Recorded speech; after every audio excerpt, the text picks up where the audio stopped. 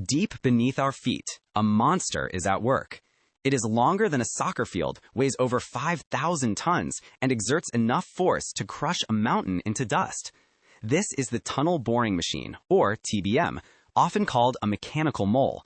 It is perhaps the most complex mobile machine ever built by human hands. Unlike a traditional drill, a TBM doesn't just make a hole. It acts as a moving factory, carving through solid bedrock, stabilizing the earth, and installing a finished tunnel lining behind it as it moves.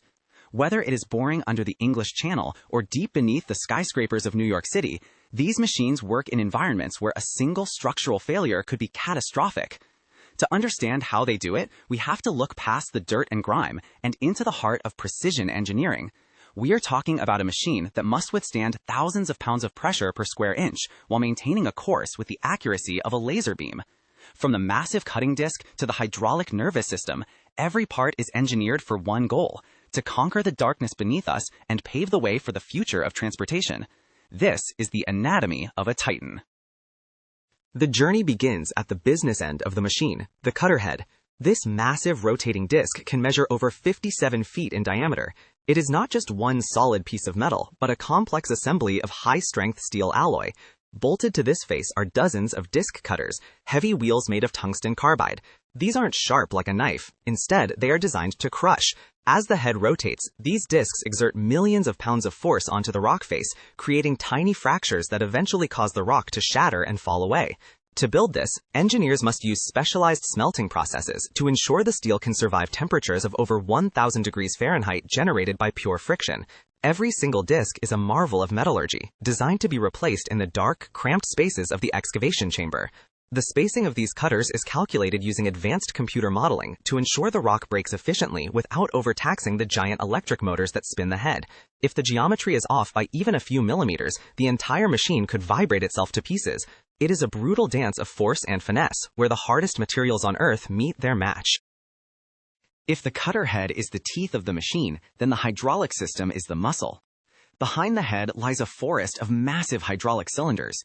To move a 5,000-ton machine forward through solid rock, you need power that defies imagination.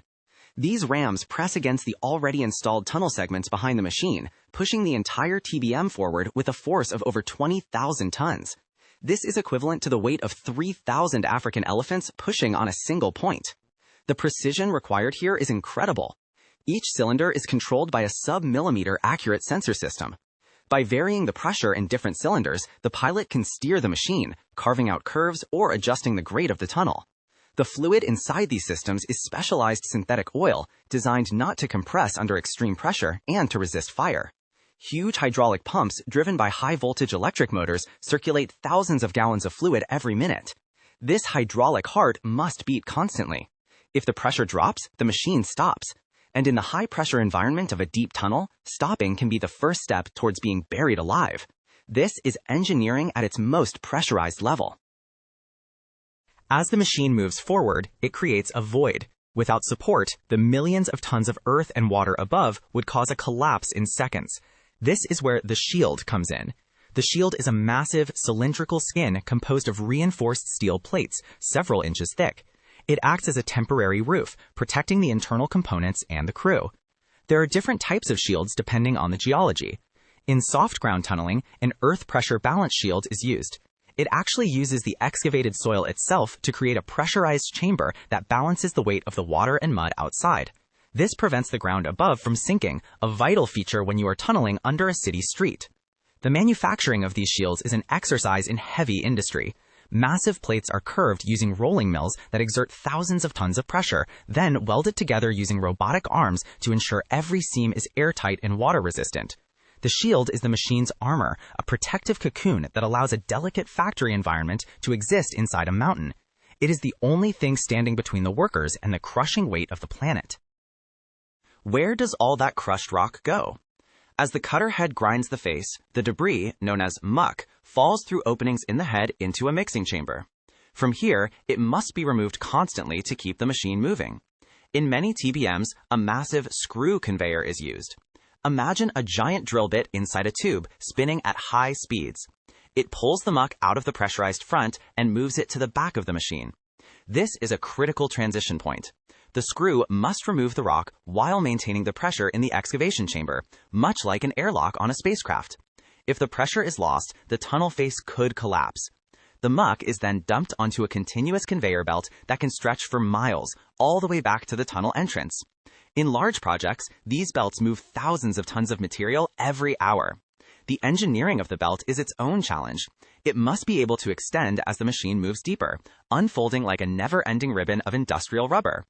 It is a continuous river of waste, fueled by the machine's relentless hunger for progress.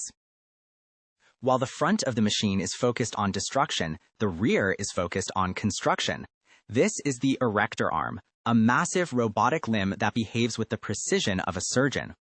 Once the machine has moved forward a few feet, it leaves a gap inside the shield.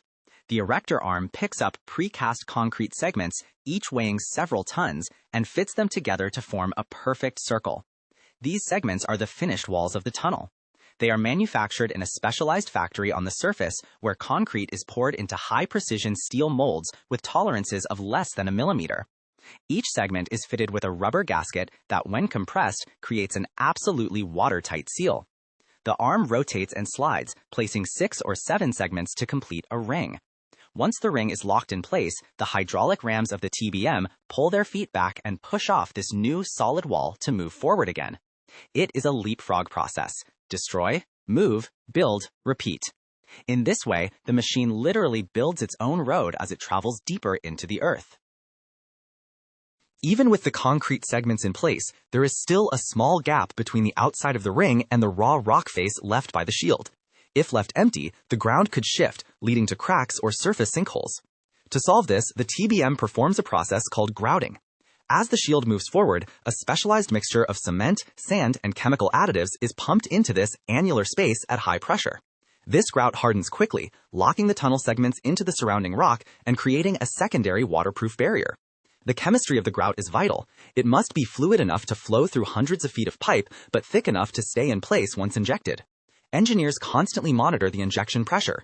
Too little, and the void remains. Too much, and you could actually crack the new concrete rings or heave the ground above. This step turns a collection of separate concrete blocks into a single monolithic structure that can last for over 100 years. It is the invisible glue that holds the entire project together. How do you navigate a 5,000-ton machine through total darkness? From a small pressurized cabin inside the machine, a pilot monitors dozens of screens. This is the nerve center. Because the machine is constantly vibrating and moving through shifting earth, traditional GPS doesn't work. Instead, engineers use a sophisticated laser guidance system. A laser beam is fired from a fixed point at the tunnel entrance and hits a target on the back of the TBM. Computers calculate the machine's position down to the millimeter. If the machine drifts even slightly off course, the pilot adjusts the hydraulic pressure in the rams to steer it back. They also monitor the health of the machine, checking the temperature of the motors, the wear on the cutting discs, and the chemical balance of the soil. Sensors are everywhere, sending thousands of data points every second via fiber optic cables. It is a high-tech cockpit in a low-tech environment, requiring a pilot who understands both advanced robotics and the raw, unpredictable nature of geology. One wrong move could lead to a multi-billion-dollar mistake. A tunnel boring machine isn't just a piece of equipment. It's a massive investment, often costing over $100 million. Before it ever touches dirt, it must pass a torture test. Components are subjected to pressures that simulate being buried under a mile of rock. The main bearing, the part that allows the cutter head to rotate, is tested to ensure it can run for 10,000 hours without failing. This bearing can be over 20 feet in diameter and must be machined with the precision of a Swiss watch. If it fails in the middle of a tunnel, the entire project could be dead in the water. Replacing it underground is nearly impossible. Quality control involves ultrasonic testing to check for micro cracks in the steel and thermal imaging to find hotspots in the electrical systems. The machine is often fully assembled at the factory, tested, and then completely taken apart to be shipped to the job site. It is a process of extreme verification. When you are boring into the unknown, there is no room for hope. There is only engineering. After months or even years of digging, the moment of breakthrough arrives. The massive cutter head finally grinds through the last few feet of rock, emerging into a receiving shaft. It is a moment of pure engineering triumph. The machine that started as raw steel and blueprints has successfully carved a path through the earth, accurate to within a few inches over several miles. But the journey for the TBM often ends here. Because of their size and the cost of removal, these machines are often stripped of their valuable internal components, and their massive steel shields are left behind, buried forever as part of the tunnel structure itself. They sacrifice themselves to give us the tunnels we use every day for subways, water systems, and highways. The next time you drive through a mountain or ride a train under a river, remember the mechanical mole. Remember the 5,000 tons of steel, the millions of pounds of hydraulic pressure, and the incredible human ingenuity that made the impossible journey through the Earth possible. This is the legacy of the tunnel boring machine. I hope this deep dive gave you a new perspective on the strategies and the relentless mindset behind these global icons. If you enjoy deconstructing business empires and tech legends in this tech archive style, make sure to hit that subscribe button and turn on all notifications. That way, you will never miss a new blueprint of history. For those of you ready to explore more boardroom coups and technological breakthroughs, I have handpicked 2 videos for you right here on the screen. Click one to keep watching. I will see you in the next one. Thanks for watching.